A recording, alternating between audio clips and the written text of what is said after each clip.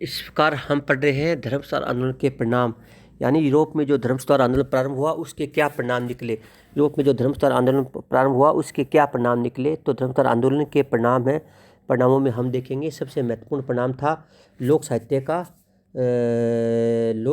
का विकास।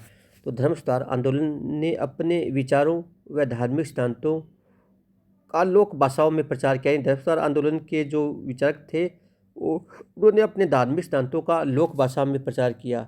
उन्होंने अपने लोक भाषा में प्रचार किया। बाइबल का जर्मनी तथा अन्य लोक भाषाओं में अनुवाद हुआ। तो इससे जो लोक भाषाएँ थी, प्रत्येक देश की राष्ट्रीय भाषाएँ थी, उनका अत्यधिक विकास हुआ या लोक साहित्य का विकास हुआ।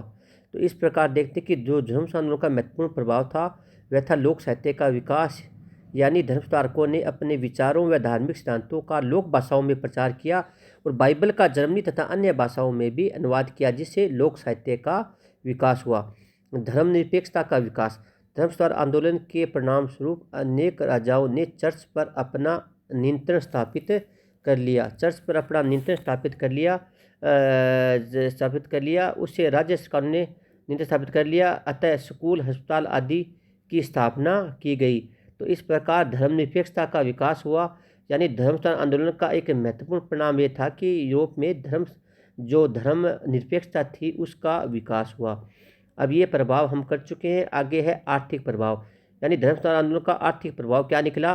तो धर्म सुधार आंदोलन के परिणाम स्वरूप आर्थिक रूप से वह भी प्रभाव पड़ा कि मुनाफे की चर्च जो मुनाफे का विरोधी था, चर्च की यह नीति व्यापार वाणिज्य की उन्नति में बाधक थी। उन्होंने एक उचित सीमा के अंदर ही सूद लेना और मुनाफा करना उचित ठहराया था। इसके कारण क्योंकि उचित ठहराया था, इस प्रकार हम देखते हैं कि आर्थिक प्रभाव पड़ा। अब जो व्यापारिक वर्ग था उस पर चर्च का इतना प्रभाव नहीं था, क्योंकि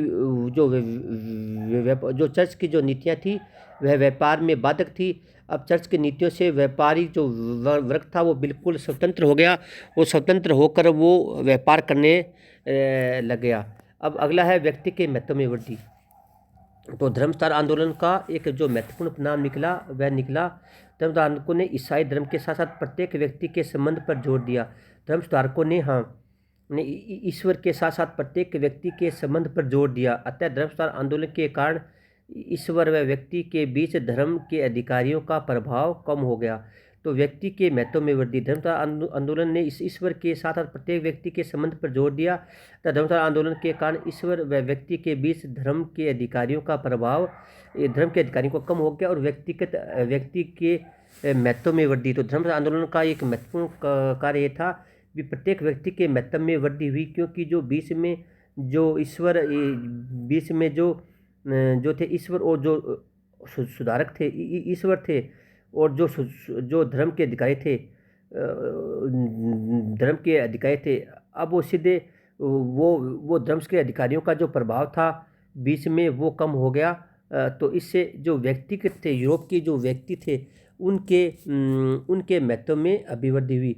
इस प्रकार हम देखते हैं कि तो धर्म सुधार आंदोलन में महत्वपूर्ण परिणाम निकले। तो महत्वपूर्ण परिणाम निकले उनमें 10वां है लोक साहित्य का विकास, यानी अब क्योंकि धर्म सुधारकों ने जनसाधारण में लोक भाषा में अपने उपदेश दिए या सिद्धांतों का प्रचार किया, और बाइबल का भी क्षेत्रीय भाषाओं में या राष्ट्रीय भाषाओं में अनुवाद हुआ, जर्मनी तथा अन्य भाषाओं में, जिससे लोक साहित्य का विकास हुआ।